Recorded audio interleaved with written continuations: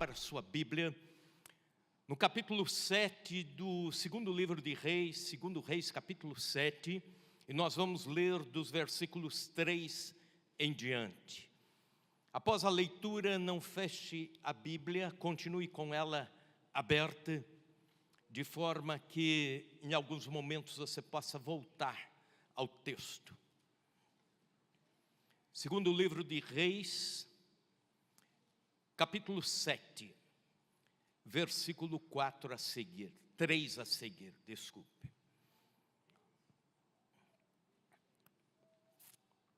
Segundo Reis, está fácil, fica depois de primeiro Reis. Agora ajudei bastante.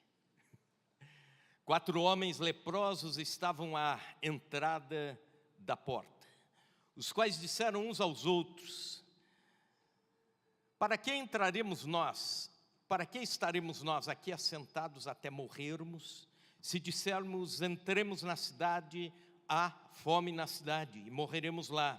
Se ficarmos sentados aqui, também morreremos. Vamos, pois, agora e demos conosco no arraial dos Círios. Se nos deixarem viver, viveremos. Se nos matarem, tão somente morreremos. Levantaram-se ao anoitecer para se dirigirem ao arraial dos Círios, e tendo chegado à entrada do arraial, eis que não havia lá ninguém. Porque o Senhor fizera ouvir no arraial dos Círios ruído de carros, de cavalos e ruído de um grande exército, de maneira que disseram uns aos outros: eis que o rei de Israel alugou contra nós os reis dos heteus e os reis dos egípcios para virem contra nós.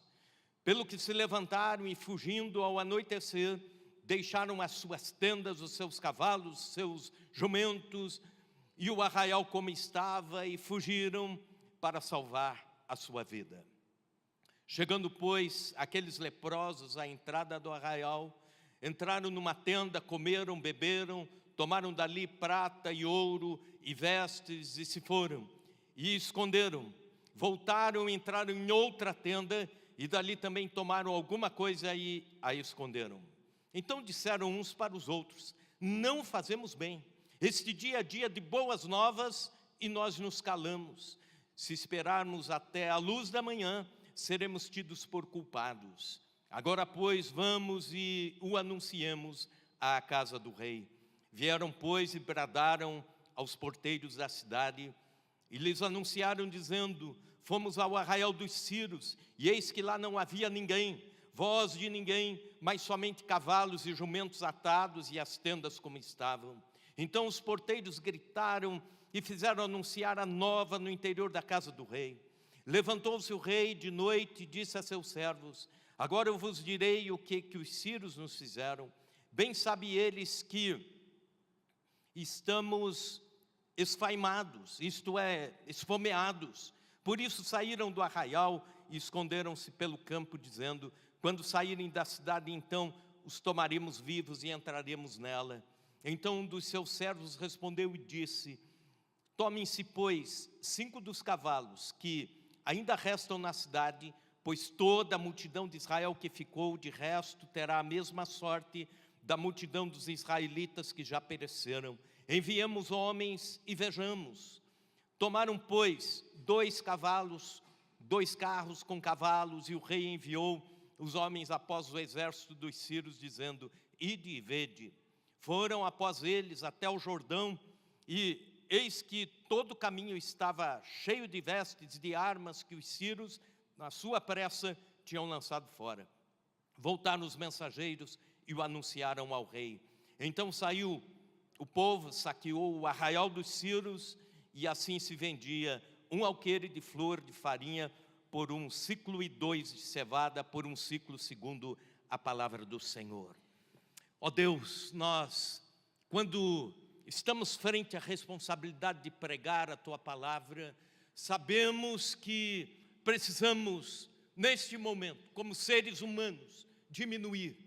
Ó Deus, para que o Senhor cresça e o Senhor fale, e o Teu Espírito, somente o Teu Espírito, fale aos nossos corações, às nossas mentes. Senhor, e eu peço que isso aconteça. Eu peço, Senhor, que nossas mentes agora sejam cativas a Tua palavra, a atenção necessária para ouvi-lo nos próximos minutos. E peço também, ó Deus, que Teu Espírito Santo seja abundante entre nós. Nossos ouvidos espirituais sejam abertos em nome de Jesus. Amém e amém. Samaria foi cercada pelo rei Ben-Hadad da Síria, que reinou entre 873 a 843 a.C. O cerco era uma estratégia para evitar a guerra mais frontal. Um país opressor, um exército opressor, achegava-se próximo dos muros da cidade e fazia um grande cerco, de forma que ninguém que estivesse na cidade poderia sair, ninguém poderia entrar, mantimentos não podiam circular, então não havia cargas que podiam entrar para dar de comer ao povo da cidade. Também as fontes de água que ficavam fora do cerco eram fechadas ou entupidas, eram contaminadas, de forma que ninguém ia se alimentando, a cidade ia ficando com fome, o povo da cidade ia tendo fome durante os dias do cerco, e não havia saída. Se alguém tentasse sair, poderia morrer. Se alguém tentasse entrar, da mesma forma. Então, a inflação naturalmente subia. No capítulo anterior, o texto diz que o preço normal de uma bacia de farinha era 10 gramas de prata. 2 bacias de cevada, 10 gramas de prata, o que correspondia à porção alimentícia de uma família durante o dia. Mas, com a inflação subindo, com a fome chegando, chegou-se a vender, diz o texto, um capítulo antes, uma cabeça de jumento por 800 gramas de prata, ou então um punhado de esterco de porco, ou de pombo, por 60 gramas de prata. Tal era a fome em Samaria. Mulheres disputavam os filhos, e você vai encontrar esse relato, algumas páginas anteriores, de 2 mães que estão disputando o filho, dizendo: vamos matar o seu filho e comê-lo, assá-lo e comeremos. E aí passamos pelo período de fome, continuamos vivas. Amanhã matamos o meu para comer. O rei da cidade estava em desespero, não sabia o que fazer, estava encolhido, apático, de medo. Pois bem, haviam 4 leprosos na porta da cidade, no lado de fora da cidade. Mas leprosos podiam ficar fora da cidade, podiam entrar se quisessem, ou podiam ficar fora, ou não podiam circular entre as pessoas, mas estavam lá, sentados do lado de fora. Os sírios dificilmente se incomodariam com 4 homens leprosos. Eles estavam assentados na porta da cidade. De repente, um disse para o outro: por que nós vamos ficar aqui assentados? Vamos fazer o seguinte: se a gente ficar aqui, existe fome na cidade, não tem o que comer, nós vamos morrer. Então vamos para o arraial dos sírios. Se nos deixarem viver lá, viveremos. Se nos matarem, morreremos. Morrer aqui de fome ou morrer na tentativa lá, pelo menos por lá a gente pode ter alguma chance de sobrevivência. E no cair da noite eles foram. É interessante que ninguém nessa época circulava à noite em tempo de guerra. E esses homens, mesmo em tempo de guerra, com todos os riscos de morrerem, foram até o arraial dos sírios. Só que eles chegam no arraial, não existe ninguém. Existem cavalos amarrados, existem jumentos amarrados, existem equipamentos de guerra no chão, existem tendas armadas, e eles perguntam: cadê os sírios? E não encontro nenhum soldado sírio, porque Deus havia feito com que um estrondo durante a tarde acontecesse de forma que os sírios fugiram. Fugiram pensando que os exércitos inimigos foram aliançados com Samaria para expulsá-los. Um estrondo que achavam eles que eram outros exércitos vindo contra eles. E fugiram, deixaram o arraial todo lá. Esses 4 leprosos comeram. Imagine alguém que está sem comer durante dias. Comeram bastante, beberam bastante, entraram nas tendas, encontraram vestes preciosas, encontraram prata, encontraram ouro e foram pegando. De repente eles vão para outra tenda, mais prata, mais ouro, mais vestes, e foram indo de tenda em tenda vazia. O arraial estava vazio, mas eles dizem uns para os outros: não fazemos bem. Hoje é dia de boas novas e nos calamos. Se ficarmos aqui até amanhã cedo, teremos sido culpados de ver a vitória da nossa nação, a vitória da nossa capital, e não fazermos nada. Vamos lá e vamos avisar. Aí eles chegam, vão novamente para a cidade, avisam os porteiros da cidade, que avisam o rei, e aí a cidade está livre, a cidade festeja. O rei ainda desconfia de que era mais uma armadilha dos sírios, e diz: peguem cavalos, vão lá, confiram, porque isso não está cheirando bem. Aí eles vão, conferem, realmente os sírios haviam saído do cerco, e Samaria pôde novamente voltar ao seu normal. O que eu quero chamar a atenção para nós todos aqui, que estamos nesta noite reunidos, ouvindo algo sobre missões, é que esses 4 leprosos têm muito a ensinar para a nossa vida como igreja. Eu posso trazer algumas lições da vida, desta narrativa, a partir desses homens, para a vida da igreja, falando sobre características de uma igreja missionária. Pois bem, a primeira característica é que a igreja missionária conhece o significado do sofrimento humano. Versículo 3, eram leprosos. E o leproso naquela época tinha um estigma. Ele não poderia ficar dentro da cidade.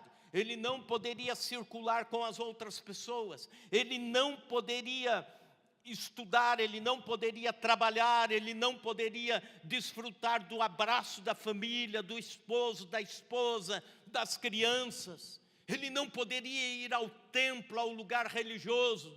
Era alguém totalmente excluído da sociedade.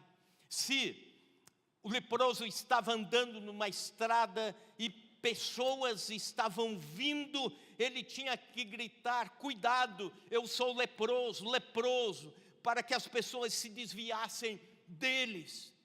Eram pessoas que conheciam mais do que ninguém o sofrimento humano, conheciam mais do que ninguém o que era sofrer o desprezo, sofrer na carne as dores, sofrer os estigmas da sociedade, sofrer o abandono. Leprosos viviam longe das suas famílias, viviam na porta da cidade, até morrerem. Raramente alguns saravam, caso contrário, estavam segregados para o resto da vida. Pois bem, o que isso nos ensina é que a igreja que está disposta a trabalhar com missões, se envolver com missões, precisa conhecer as nuances do sofrimento humano. Nós não podemos terceirizar o nosso amor. Nós contribuímos sim com missões, os missionários fazem, mas nós aqui deveremos orar, nós aqui deveremos nos importar com aqueles que sofrem. Numa determinada ocasião, na Grande São Paulo, uma igreja foi desafiada a um dia de missão. E o desafio foi esse: uma igreja relativamente de posses, pessoas com posses na igreja, e o desafio foi esse: nós precisamos ir a um ambiente missionário, a um ambiente em que sejamos desafiados pelo sofrimento humano. E alguém deu esta ideia: por que não vamos então na Cracolândia evangelizar, orar pelas pessoas, levar Cristo para lá, cantar, tocar violão, levar alguma comida para distribuir para aqueles homens e mulheres, e levar o amor de Cristo, levar a nossa mão de amor para aquelas pessoas. E qual não foi a surpresa quando no dia vários irmãos haviam terceirizado a sua presença, né? Tipo assim, pago para o funcionário da minha empresa, ele que vá no meu lugar, porque eu tenho muito o que fazer. Ou então, pago para que alguém vai no meu lugar. O amor cristão não é terceirizado. Aliás, essa figura da menininha tentando erguer a cruz, é muito instigante. Sabe por quê? A igreja deve ser esta menininha, tentando ajudar o Cristo a levar a cruz. Só que com um detalhe: depois de Cristo ressurreto e assunto ao céu, o Cristo que nós devemos ajudar, aliviando o sofrimento, é o nosso próximo. É aquele que está ao nosso lado, aquele que nós vemos, aquele que está sofrendo. A igreja conhece o sofrimento humano, a igreja que conhece o sofrimento humano está preparada para o envolvimento, seu envolvimento com missões. Aliás, havia um médico no passado, que era filósofo também, Sócrates. Ele disse: somente o médico que já foi ferido é que sabe curar. Lembro-me do pastor Carlos Lessac, alguém que muito me influenciou a entrar no ministério. Sou muito grato a ele. Na época eu era adolescente, ele era jovem, ele já era um jovem pastor, e ele conta como era a sua trajetória, como foi a sua história no ministério. Quando Jesus o chamou, ele começou então a pregar o evangelho pelas noites frias de Curitiba, de madrugada, às vezes com alguns irmãos da igreja junto, por vezes sozinho, mas levando Cristo para as pessoas da noite, da madrugada, sendo ébrios, usuários de drogas, prostitutas, e lá estava ele levando Cristo a estas pessoas. E aí chega num determinado local,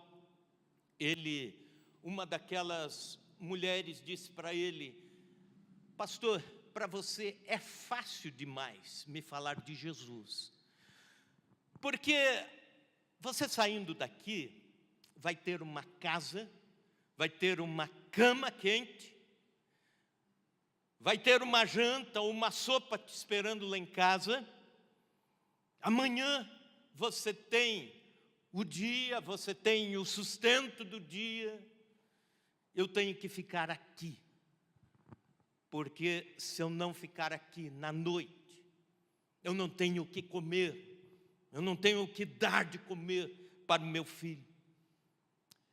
E o pastor Lessac ouviu aquilo e disse, aí começou a contar a sua história para ela. E ele disse: eu entendo muito bem a sua situação, porque há 5, 6 anos atrás, 7 anos atrás, eu também estava ali, naquela sarjeta, eu também estava ali, com o corpo tomado pelo álcool, pelas drogas, e Jesus me alcançou, me salvou. E quando ele começa a contar o seu testemunho, existe uma empatia, e aquela mulher então entende que ele tem autoridade para lhe falar de Jesus, e ela diz: então me fale de Jesus e como ele pode libertar a minha vida. Nós precisamos entender que aqueles que sofrem também estão sob a responsabilidade de igrejas missionárias, igrejas que investem em missão. Por vezes a gente diz assim, isso aconteceu lá longe. Ou então, os missionários que estão trabalhando lá na África, isso é muito longe, é muito distante. Missionários que estão no Afeganistão, muito longe. Missionários que estão sofrendo risco de vida, como um amigo nosso, o pastor Miguel Zuger, está lá na Palestina, evangelizando, levando Cristo, levando a tradução da Bíblia Sagrada em árabe aos povos daquelas nações em volta. A gente diz, é muito longe, é muito distante. Não é com a gente aqui, né? O mais perto que se tem de perseguição a cristãos aqui é Venezuela, Honduras, por lá, né? Aqui não. Vamos nós desfrutar o aqui. Isso me faz lembrar daquela parábola, daquele conto, aliás, da casa de fazenda. Tinha rato na casa de fazenda e, de repente, o dono e a dona, fazendeiros, foram comprar uma ratoeira. E chegaram em casa com uma ratoeira. E o ratinho ficou apavorado. O rato ficou apavorado e correu falar com a galinha. A galinha estava ciscando e o ratinho disse, olha, estamos em perigo, porque compraram uma ratoeira. A galinha continuou ciscando e disse, não é comigo. Correu para o porco fuçando na lama, e o ratinho disse, compraram uma ratoeira, precisamos nos precaver, fazer alguma coisa. O porco disse, não é comigo, é com você, rato, o problema é seu. Aí ele, inconformado, ainda foi falar com a vaca. E a vaca disse a mesma coisa, continuou ruminando, o problema é seu, nada tem a ver comigo. Acontece que armaram a ratoeira. Lá pelas tantas da noite, aquele barulho, aquele estalo de ratoeira desarmando. E aí a dona da casa correu para ver o ratinho, mas no escuro ela foi com a mão e não era o rato, era uma cobra, uma serpente venenosa, e picou a mão dela. Aí ela ficou doente e começou a inchar e começou a passar mal. E aí de madrugada levaram para o hospital correndo, e todo o tratamento e todo o cuidado. E aí o médico foi cuidando, dali a alguns dias ela estava bem melhor. Aí o médico deu a alta e disse, olha, por enquanto a senhora pode ir para casa, mas cuidado com a alimentação. Eu aconselho que faça uma canja de galinha. Aí adivinha quem foi para a panela? Quem primeiro disse, não é comigo. A mulher melhorou, aí chamaram os funcionários da fazenda. Agora a gente já pode fazer um porco no tacho. Adivinhe quem foi para a panela? Quem segundo falou, não é comigo.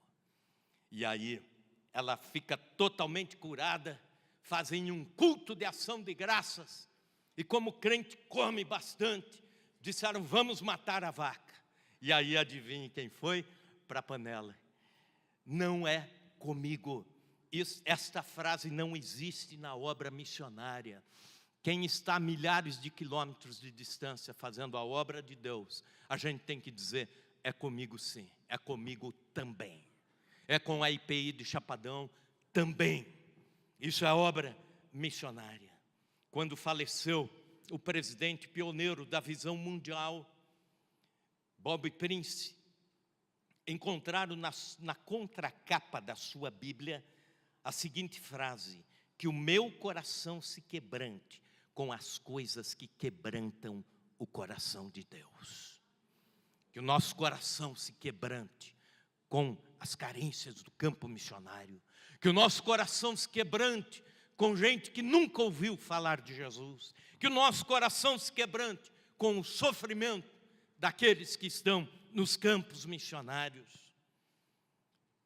Segunda característica da igreja missionária, ela conhece o valor da renúncia. Veja comigo o versículo 4, se dissermos, entremos na cidade, há fome na cidade, morreremos lá. Se ficarmos sentados aqui, também morreremos. Vamos, pois, agora e demos conosco no arraial dos Círios. Se nos deixarem viver, viveremos. Se não nos matarem, então somente morreremos.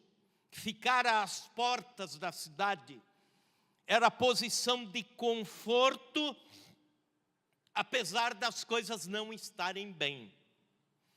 Ir ao arraial dos Círios era o romper com o conforto, romper com a segurança, entre aspas, apesar da fome, para ir arriscar a vida. E eles chegam lá, se tornam 4 instrumentos de Deus. Por vezes a igreja é tentada a ficar na sua zona de conforto, no seu local de conforto, onde existe toda a segurança, onde adoramos, onde glorificamos a Deus, onde cantamos, onde oramos, onde trabalhamos em nossos ministérios. Ir ao fronte de batalha, ir em direção aos Círios, é uma posição de risco e que exige renúncia. O apóstolo Paulo, em Atos capítulo 20, versículo 24, diz: mas de nada faço questão, nem tenho a própria vida por preciosa, contanto que eu cumpra com alegria a minha carreira. A carreira é mais importante do que a vida, ele está dizendo isso. A missão é mais importante do que o homem. O serviço é mais importante do que o servidor.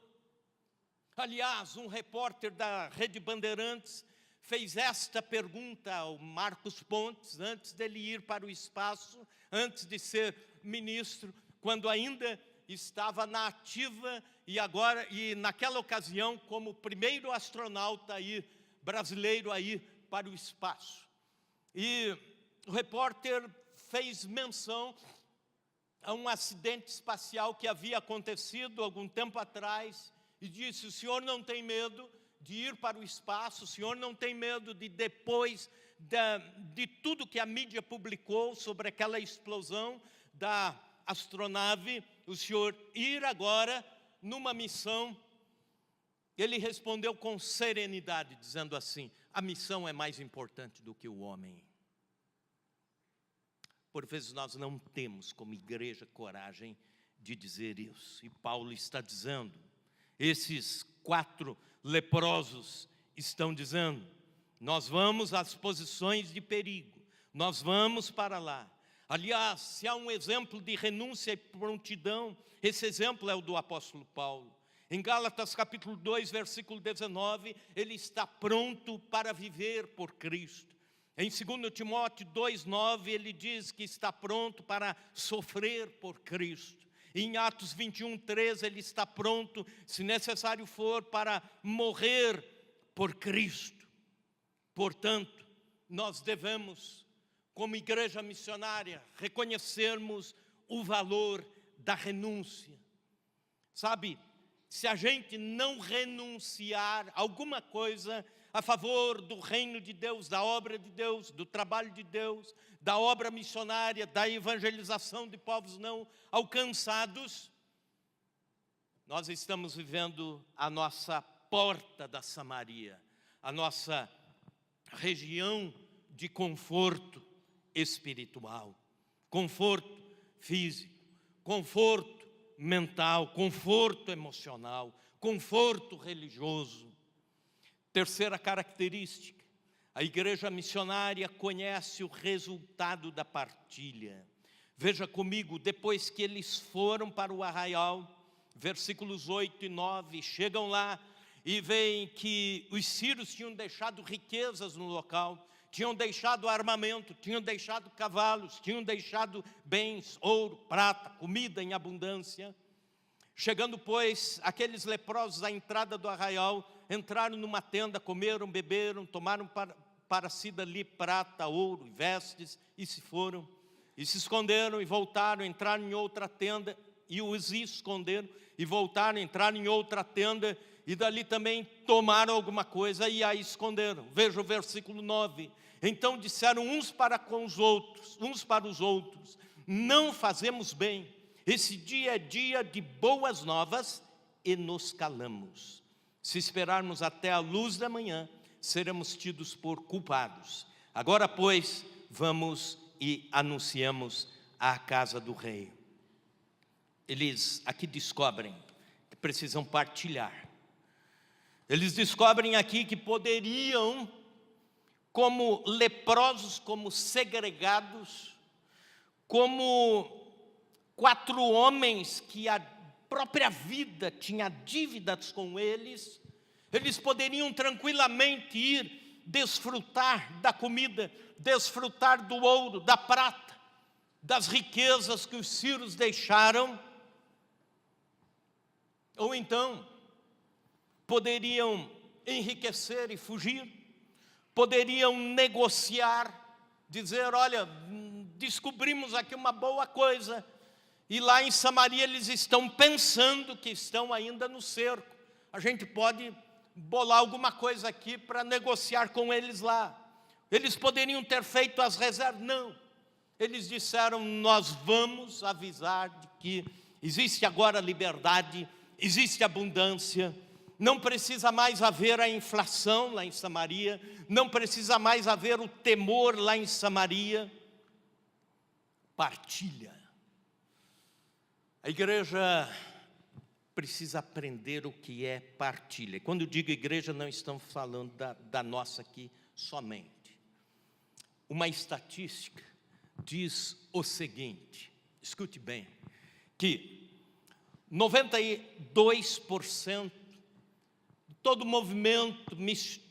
movimento financeiro das igrejas evangélicas vão para atividades que retroalimentam a vida interna da igreja.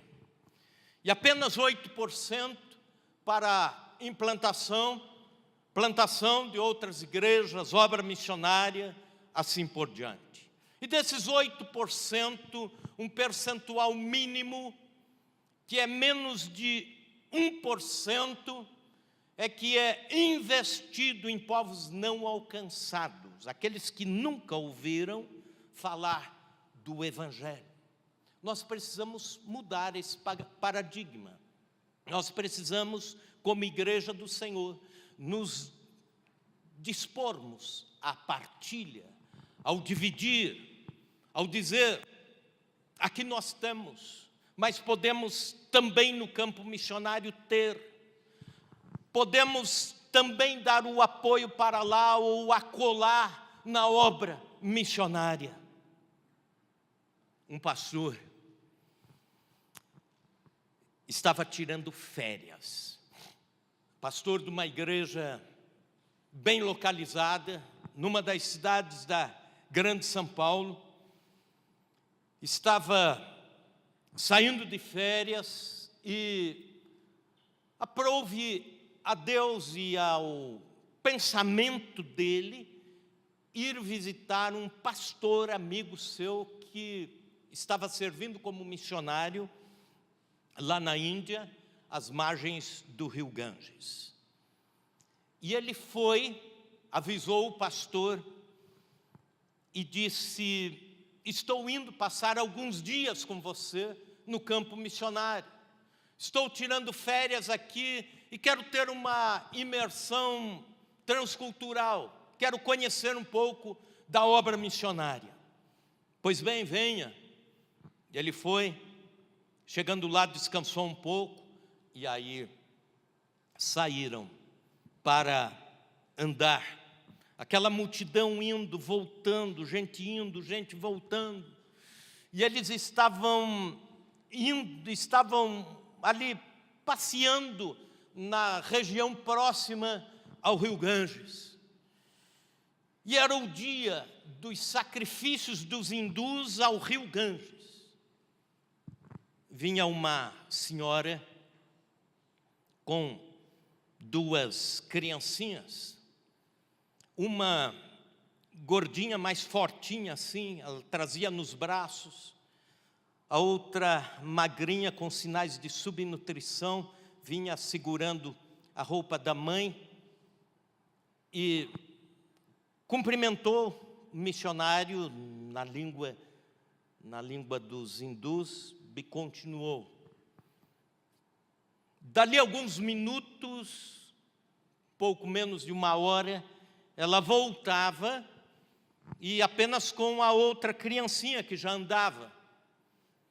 E o pastor brasileiro cutucou e disse: pergunta para ela da outra criança. Ela abriu um sorriso e disse: eu ofereci ao rio Ganges. Significa que ela jogou no rio o seu filhinho. Pastor brasileiro não conseguiu conter as suas lágrimas. Voltando para a sua igreja local, a igreja estava dividida em uma série de procedimentos administrativos, e a igreja tinha uma pequena reserva, e essa reserva, alguns irmãos diziam: olha, a cidade está crescendo, nós precisamos ter uma Kombi para buscar os irmãos que moram na periferia, e para a gente poder trazer, isso facilitaria muito. Um outro grupo de irmãos dizia assim: não, nós podemos comprar um piano novo para a igreja, porque o nosso piano já está muito castigado, e queremos um piano de cauda. E outro grupo dizia: nós precisamos trocar a fachada da igreja, não tem como reformar o templo, mas a gente pode deixar a fachada do templo mais bonita, mais acolhedora. E aí, o pastor voltou, e quando estavam em assembleia para digerir entre um ou outro projeto, o pastor disse para a igreja a experiência que ele tinha dito. Ele disse: enquanto nós aqui discutimos coisas tão materiais, que Deus pode dar de um momento para o outro, existem mães oferecendo seus filhos ao rio Ganges, porque não conhecem a Cristo como nós conhecemos, não conhecem a Jesus como nós conhecemos. Precisamos enviar missionários, precisamos enviar socorro ao campo missionário. E essa igreja então começou a enviar missionários, ajudar, treinar missionários de diversas frentes missionárias, principalmente para irem para a Índia. Jovens missionários, adolescentes como vocês, se abriram o coração dizendo: eu quero ir, eu quero treinamento, eu quero ser missionário, eu quero ir para o campo. Gente de outras igrejas começaram a se empolgar, e Deus foi levando esse pessoal para o campo missionário, e a igreja foi cada vez mais se dispondo a ajudar, se dispondo a manter. Sabe o que aconteceu? Passaram-se alguns anos, se não me falha a memória, uns 15 anos. Deus restaurou totalmente a vida da igreja, e a igreja, passado um tempo, não tinha mais, como pensavam alguns, uma Kombi para buscar pessoas. Eles tinham 2 ônibus que faziam todo o circuito para trazer gente para a escola dominical, gente para o culto de oração, gente para o culto do domingo. Não tinham somente mais o piano de cauda, como estavam discutindo. Eles tinham agora uma orquestra de câmara na igreja, uma orquestra estilosa para abençoar os cultos com a música clássica. Não tinham somente uma fachada nova, tiveram que construir, aumentar o templo e tornaram aquele templo um referencial de investimento na obra missionária. Eles disseram: isso aqui ficou em segundo plano, e Deus honrou. O segundo de Deus era muito, muito, muito melhor do que o primeiro nosso. Aleluia! Glorificado é o nome do Senhor Jesus. Em maio de 1996, a igreja que eu pastoreava, na época eu era bem mais jovem, lançou-se na campanha missionária pela oferta nacional. A igreja tinha alguns projetos lá no sertão do Nordeste. E, na época, a igreja tinha determinados limites em todas as áreas, financeira e assim por diante. Mas, não obstante as privações, os irmãos foram contribuindo à obra missionária como prioridade. E eu lembro que uma irmã, recentemente Deus a levou ao lar celestial, Dona Dair. Ela sentava assim, bem na frente. E quando a gente falou do desafio missionário, ela disse assim, ela ergueu a mão e com o dom da fé, escute isso, com o dom da fé, ela disse, agora sim, Deus vai dar tudo o que essa igreja precisa. 6 meses depois, todos os compromissos estavam saldados. A igreja milagrosamente ganhou uma área de 2.800 metros quadrados para a construção de uma congregação e um projeto social. A vida financeira da igreja foi toda restaurada. Pela primeira vez na história daquela igreja, pudemos ter junto ali um pastor auxiliar trabalhando, um modelo de equipe, já um protótipo de equipe pastoral e assim por diante. E Deus honrando, construímos depois uma galeria. A igreja não tinha como aumentar por causa de terreno, mas aumentamos para cima, colocando aquele mezanino, aquela galeria, e Deus honrando, e Deus abençoando. Sabe o que é isso? É o resultado da partilha missionária. É dia de boas novas, e não podemos segurar o que Deus coloca em nossas mãos. Neemias 8:10, disse-lhe mais, e de comei carnes gordas, tomai bebidas doces, enviai porções aos que não têm nada preparado para si, porque esse dia é consagrado ao nosso Deus, portanto não vos entristeçais, porque a alegria do Senhor é a nossa força. Partilha missionária. Em quarto lugar, preste bem atenção, a igreja missionária tem uma característica, ela conhece a urgência da sua responsabilidade. Versículo 9, é dia de boas novas e nós nos calamos. Se esperarmos até a luz da manhã, seremos tidos por culpados. Algumas horas a mais e seremos culpados. Isso se chama urgência. E com a urgência, eles voltaram e anunciaram a Samaria. O cerco acabou, Deus colocou um fim no exército dos sírios.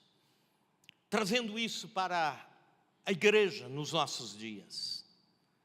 Nós temos, não falando só daqui, falando da igreja no modo geral, do povo de Deus,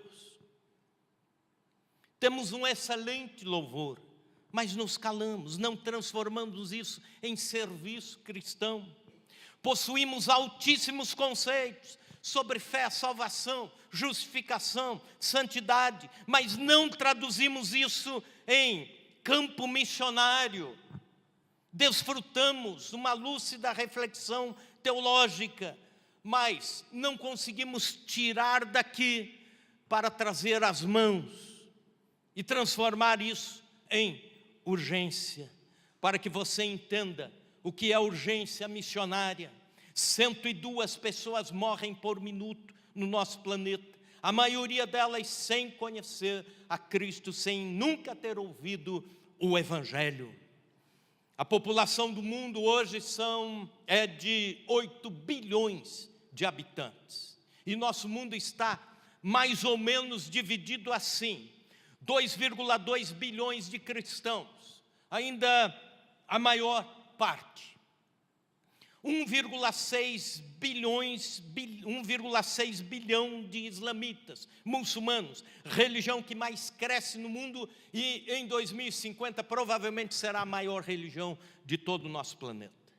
1 bilhão de hindus, 900 milhões de budistas, 600 milhões de religiões étnicas, 500 milhões da religião popular chinesa, E aí vem outras tantas religiões, como por exemplo o judaísmo, apenas 13 milhões, e assim por diante.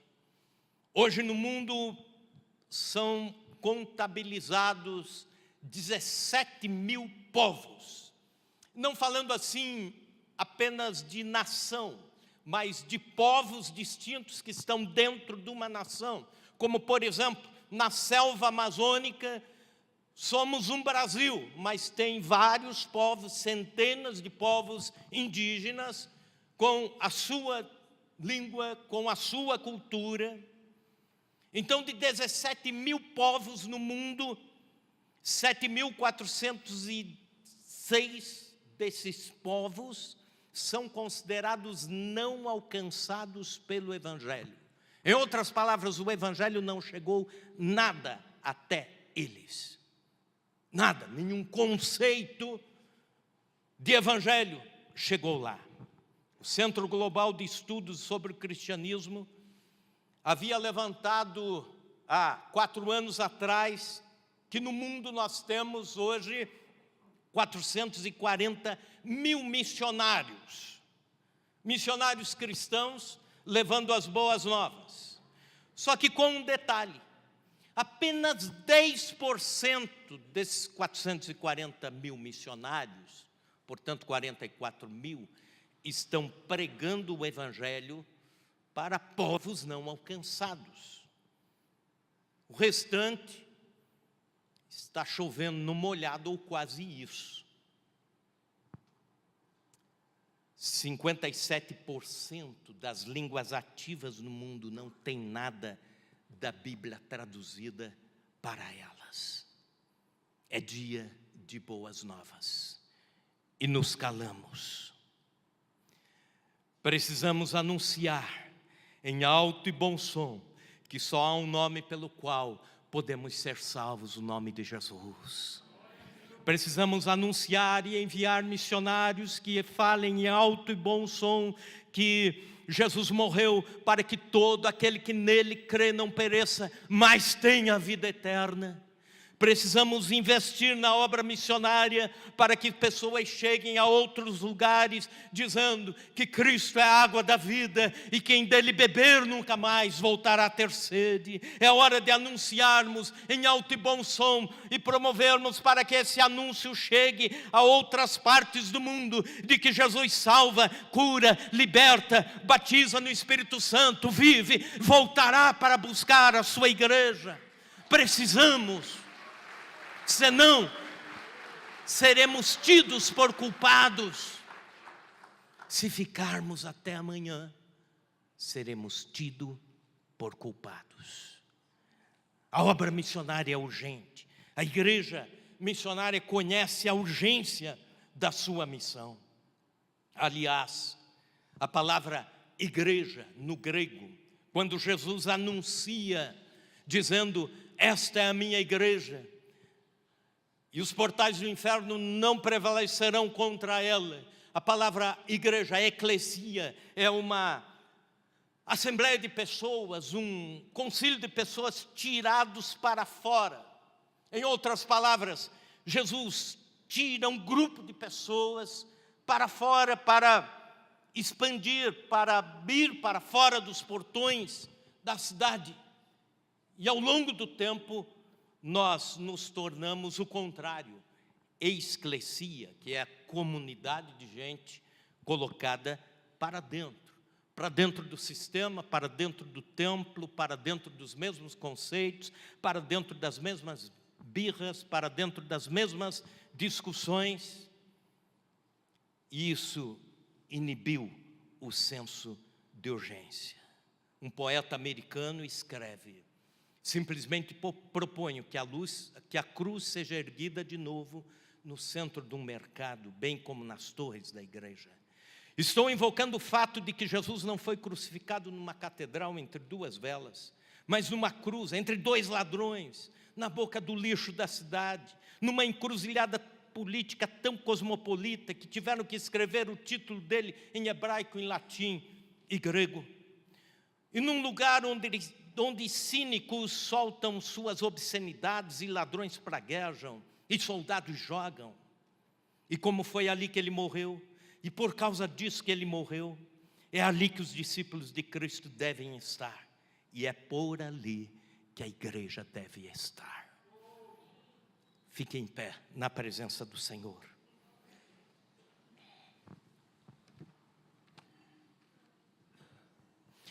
Meu falecido pai, pastor Elias Santos do Paraíso, teve o privilégio de conhecer pessoalmente Oswaldo Schmidt. Pastor Oswaldo Schmidt, canadense, pastor da Igreja do Povo. A igreja mais missionária que se ouviu falar até hoje. A igreja que mais trabalhou no mundo por missões, mais se envolveu no mundo por missões. A Igreja do Povo de Toronto, no Canadá. Pastor Oswaldo conta num livro que ele teve uma visão. Ele teve um sonho que, na verdade, não foi um sonho, foi um desafio divino para compartilhar com a igreja. E por onde ele passava, ele compartilhava este sonho que ele teve. Ele dizia então que o seu sonho, na sua visão, Jesus chega ao céu. É recebido em glória, como falamos aqui no domingo passado. Após a ressurreição, dali a alguns dias ele é assunto aos céus e chega recebido em glória. E um anjo pergunta a Jesus, depois das boas-vindas, depois da missão cumprida, depois de toda a festa no céu, o anjo pergunta: Mestre, permita-me inquiri-lo sobre algo que me preocupa. Você cumpriu a missão. Você morreu pelos pecados. Você fez a sua parte. Mas quem ficou para continuar? Jesus disse: deixei lá 12 homens bem instruídos, pescadores, homens de entre o povo, de profissões normais, 12 deles, e eles já estão começando o movimento chamado igreja, que é a união de outros tantos discípulos para juntos continuarem a obra que eu comecei. E o anjo pergunta: e se eles falharem? Jesus disse: se eles falharem, tudo falhou. Como assim? Jesus disse: não há um plano B. Eu só deixei eles. Deus está dizendo nessa noite para nós aqui: não há um plano B. Se nós falharmos como igreja, teremos falhado com o nosso mestre, teremos falhado com o evangelho, teremos falhado com a obra missionária. Que Deus nos dê graça.